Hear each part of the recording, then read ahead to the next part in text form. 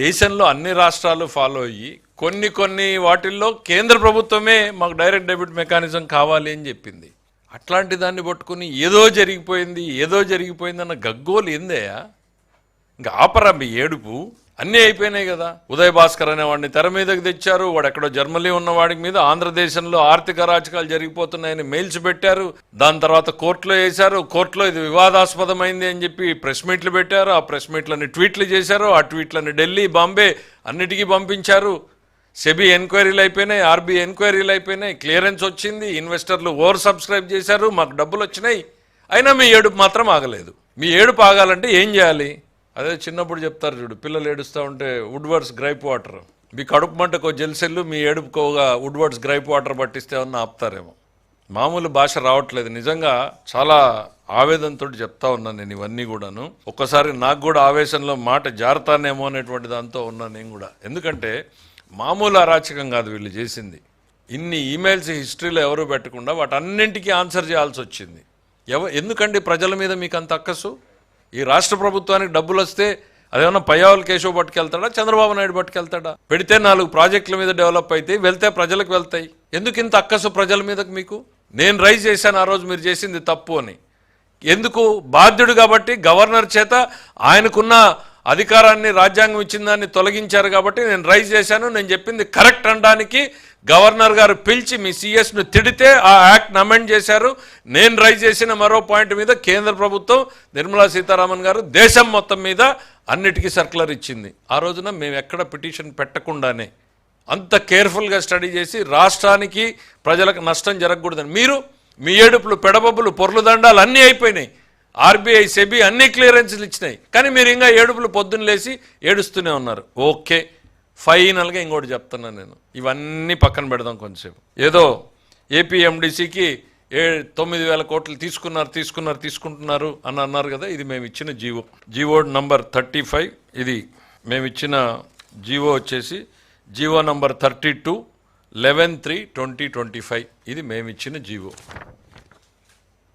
ఇదే ఏపీఎండిసికి బుగ్గన్ గారు మర్చిపోయినట్టున్నారు. అమ్నీషియా వచ్చినట్టుంది, మతిమరపు వచ్చినట్టుంది.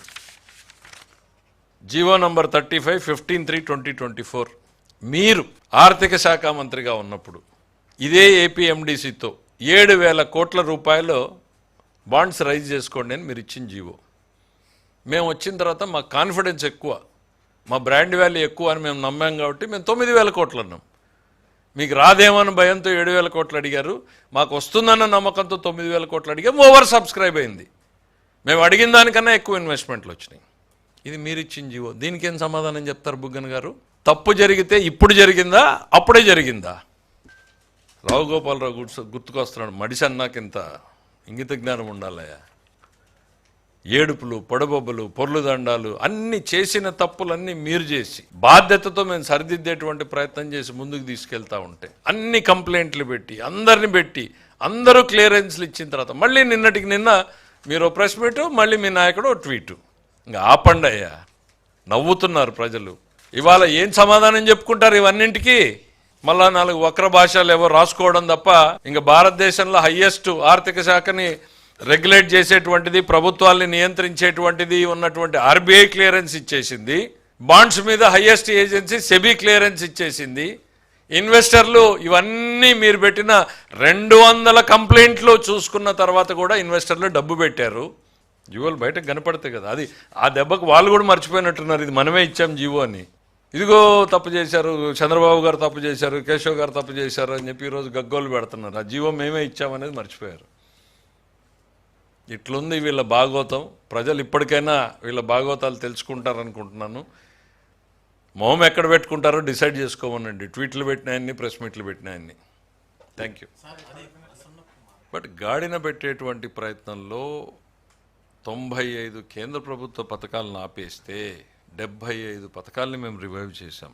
అది ఎంత కష్టపడి రివైవ్ చేశామంటే 60-40, 60% కేంద్ర ప్రభుత్వం ఇస్తే 40% స్టేట్ పెట్టాలి. ఆ 60%ని వాడేశారు. సో నేను ఈరోజు ఒక పథకాన్ని రివైవ్ చేయాలంటే వాళ్ళ 60% నేను ఇప్పుడు పెట్టాలి, నా 40% పెట్టాలంటే 100% పెడితే తప్ప ఒక్కొక్క పథకం రివైవ్ కాల. అట్లా 75 పథకాలకి 100% మేము పెట్టి స్కీమ్స్ రివైవ్ చేయాల్సి వచ్చింది. బికాజ్ ఎకానమీ అనేది నడవాలి. జగన్మోహన్ రెడ్డి గారు రాష్ట్ర ప్రభుత్వాన్ని కూడా ఒక ప్రాఫిట్ మేకింగ్ సంస్థలాగా చూశాడు. ఎకానమీ అట్లా నడవదు. ఎకానమీ అనేది మనీ సర్క్యులేషన్, లాభమా నష్టమా అనేటువంటిది ప్రభుత్వానికి సంబంధం లేకుండా సమాజంలో డబ్బు చలామణిలోనే ఉండాలి. ప్రభుత్వం ఖర్చు పెడుతూనే ఉండాలి, పెట్టుబడులు పెడుతూనే ఉండాలి, క్యాపిటల్ ఎక్స్పెండిచర్ జరుగుతూనే ఉండాలి. తద్వారా ప్రజలకు ఆదాయం పెరగాలి, ఇన్కమ్ సప్లై కూడా మార్కెట్లో పెరుగుతూ ఉండాలి. స్కీమ్స్ ఆపేశారు, రివైవ్ చేశాం. వర్క్స్ బిల్స్ మొత్తం స్టాగ్నేషన్ తీసుకొచ్చి పెండింగ్ పెట్టిపోయిన దగ్గర దాదాపు నాకు గుర్తుండి ఒక 24,000 కోట్ల రూపాయలని క్లియర్ చేశాం. ఎంప్లాయీస్కి ఒక 7,000 to 8,000 క్లియర్ చేశాం. సో ఇట్లా గాడిన పెట్టేటువంటి ప్రయత్నం చేస్తూ ఉన్నాం. ఎకానమీ కొలాప్స్ అయిపోయింది, నోస్ డైవ్ అయిపోయి ఆగిపోయిన దాన్ని మళ్ళీ ఎప్పుడు కూడా ఎకనామిక్ సైకిల్ స్టార్ట్ కావాలి, వేగం అందుకోవాలి అని అంటే it takes about a minimum cycle of 1.5 to 2.5 years. ఇప్పుడు గాడిన పెట్టాం. డెఫినెట్గా ఈ ఎకనామిక్ సైకిల్ ఇక నుంచి వేగం అందుకుంటుంది అనేటువంటిది మేము నమ్ముతున్నాం. ఫస్ట్ తారీఖున శాలరీస్ ఇస్తా ఉన్నది, ఇవ్వడం లేదు అని చెప్పేసి మన ఉద్యోగ సంఘాలు ప్రెస్ మీట్ పెట్టి చెప్తాయి. సరే, ఎవరో ఒకరిద్దరికి మిస్ అయ్యి ఉండొచ్చు, కానీ డెఫినెట్గా శాలరీస్ అనేటువంటివి Day 1 స్టార్ట్ అవుతున్నాయి. పెన్షన్స్ అన్నీ Day 1 వెళ్తున్నాయి. వెళ్తే 2-3 తారీఖుల వరకు కూడా వెళ్ళొచ్చేమో. కానీ ఈ రాష్ట్రంలో జరిగినటువంటి ఆర్థిక విధ్వంసం, మీరు ఏ ఉద్యోగ సంఘం ప్రెస్ మీట్ పెట్టిందో నాకు తెలియదు. వెంకట్రామరెడ్డి గారు పెట్టారా? సో ఆయన న్యాచురల్లీ ఆయన అఫిలియేషన్ వైఎస్ఆర్సీపీకి అనుకూలంగా ఉన్నాడు కాబట్టి ఆయన పెట్టుండొచ్చు. ఆయనకు జీతము ఏ రోజు వస్తుందో నాకైతే తెలియదు. కాకపోతే ఒక్కటి చెప్పదలుచుకున్నా, ఎట్లా పెరిగింది అనేటువంటిది నాకు కూడా తెలియదు. నేను ఉద్యోగ సంఘాల వాళ్ళనే అడిగాను. మనకు కంపారిజన్ తెలంగాణకి తీసుకొచ్చాను నేను. ఇద్దరం ఒకే స్టేట్గా ఉన్నాం, విడిపోయాం. ఇవాళ మన హెచ్ఆర్ బిల్, హెచ్ఆర్ అంటే salaries and pension, employee pensions, ఇది హెచ్ఆర్ బిల్. ఈ రెండూ కలిపితే ఎంత ఉన్నాయి అంటే రాష్ట్ర ఆదాయంలో 99% ఈ రెండింటికి వెళ్తూ ఉంది. 99% హెచ్ఆర్ బిల్. అదే తెలంగాణకు వచ్చేటప్పటికి ఇట్ ఈస్ అరౌండ్ 40%. నేను చెప్పేది కాగ్ రిపోర్ట్స్ని రఫ్గా మేము వెరిఫై చేసినప్పుడు 45 కాదు, ఒకవేళ కరెక్షన్ తర్వాత వెళ్తే అంటే 50% అనుకోవచ్చు. నేను వాళ్ళనే అడిగాను చాలామందిని, ఎందుకు ఇంత గ్యాపు, ఎందుకు మనకి వాళ్ళకి ఇంత గ్యాప్ ఉంది, ఇంత ఎక్స్పెండిచర్ మనకి ఎందుకు పెరిగింది, రకరకాలుగా చెప్తూ వచ్చారు. సంఘాల వల్లనే అడిగాను నేను కూడా. ఎందుకనంటే డెఫినెట్గా I believe because they are more experienced.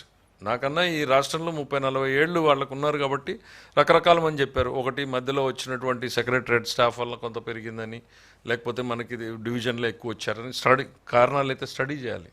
That is the burden the state is going through now. 99%. ఒక ఇయర్ అయితే, ఒక year I don't know the year, ఒక 4 years నేను బ్యాక్గ్రౌండ్ చేసినప్పుడు 107%కి వెళ్ళింది. అంటే 7% బారో చేసి మనము హెచ్ఆర్ బిల్స్ పే చేసాం. This was a rough analysis we made. Error can be there, ఒక 1% అటు ఇటు, కానీ this is the rough analysis. So this is the burden. మరి అట్లాంటి పరిస్థితుల్లో మేము గాడిన పెట్టి తీసుకొస్తూ ఉంటే వెంకట్రామరెడ్డి గారికి అంత ఆషామాషికి ఏం కనపడిందో నాకైతే తెలీదు. డెఫినెట్లీ మేము మా బాధ్యత ప్రతి నిమిషం గుర్తుపెట్టుకుంటున్నాం. ఈ ఎంప్లాయీసు వాళ్ళు పడినటువంటి కష్టాలు కూడా మాకు గుర్తున్నాయి. గత 5 ఏళ్లలో వెంకట్రామరెడ్డి గారు పడ్డాడో లేదో నాకు తెలియదు. ఎంప్లాయీస్ పడిన కష్టాలు కూడా గుర్తున్నాయి. వాళ్ళు కూడా ఈ రాష్ట్రంలో సిటిజన్స్ కానీ ఈ రాష్ట్రం బాగుండాలి అని వాళ్ళు పడినటువంటి తపన మాకు గుర్తుంది. వాళ్ళకి సపోర్టివ్గా నిలబడడానికి డెఫినెట్గా మా ప్రభుత్వం అన్ని ప్రయత్నాలు చేస్తూ ఉంటుంది. 1వ తారీఖున ఇవ్వాలనేటువంటి కమిట్మెంట్తోనే మేము పనిచేస్తూ ఉంటాం. ఒక్క సంవత్సరం ఒక్కలా ఉంటుంది, అంటే వేరియేషన్ అది చూడాలి. అంటే ఇప్పుడు మేము ఒక రఫ్గా బడ్జెట్ ప్రిపరేషన్ అప్పుడు ఒక రఫ్గా అనాలిసిస్ చేసాం. అసలు ఏంటి, ఎక్కడున్నాం మనము, మనకి తెలంగాణలో ఎక్కడ, అట్లా కనపడింది. నేను చాలామంది ఎంప్లాయీస్ సంఘాలు వచ్చినప్పుడు రిప్రజెంటేషన్, ఎందుకు ఇంత డిస్పారిటీ ఉంది, మనకేమన్నా బర్డన్ తెలంగాణ డివిజన్లో ఎక్కువ వచ్చిందా ఏంటి అనేటువంటిది. సో వేరియస్ రీజన్స్ ఉంటాయి. We have to go deeper into it. దాన్ని ఓవర్ నైట్ మనం ఏమీ సాల్వ్ చేసేది కూడా కాదు. But we're committed to the employees. వాళ్ళు ఈ రాష్ట్రం బాగుండాలని పడినటువంటి తపన మాకు తెలుసు. వాళ్ళు చేసినటువంటి పోరాటాలు మాకు గుర్తున్నాయి. వాళ్ళకి శాలరీస్ ఫస్ట్కి ఇచ్చేదానికోసం మేము ప్రయత్నం చేస్తూనే ఉంటాం. వెంకట్రామరెడ్డి లాంటి వ్యక్తులు ఏం కామెంట్ చేసినా మేము వాటి గురించి పెద్దగా రెస్పాండ్ అయ్యే పరిస్థితి ఉండదు. అంటే దెర్ కెన్ బి రీజన్స్. నేను అన్నది ఏంటంటే, నేను ఐఎమ్ నాట్ కంపారిజన్. ఎందుకు డిస్పారిటీ అనేది చూస్తా ఉన్నాం. ఇప్పుడు ఇక్కడ ఏది బ్లేమ్ గేమ్ కాదు, ఇంకోటి కాదు.